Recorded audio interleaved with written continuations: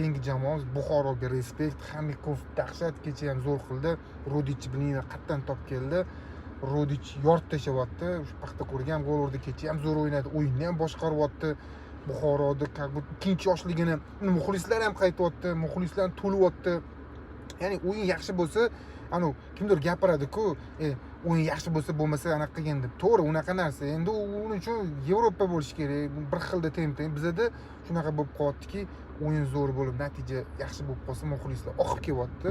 Kecha mana Buxoro o'yiniga ham ko'rganmiz, stadion to'la, o'yinni o'zi ham zo'r. Buxoro 3-o'rinda. Xamikovga qoyil. Respekt. Xamikovning gapini eshitdim. Shu gruziyalik legionerlar hammasi foydasi ekan. To'g'ri, legioner faqat keladi, pulni oladi, ketadi. O'zimizdan qora ko'zlarga imkon berish kerak, o'zimizdan qora ko'zlarga shans berish kerak. O'sha yerda natija beradi. Buxoro top 3 ga nomzod 3-4-5 oladi deb o'ylayman. Mavsum oxiriga kelib o'yin zo'r, buxoroliklar qoyil. Xamikovga respekt. Keyingi jamoa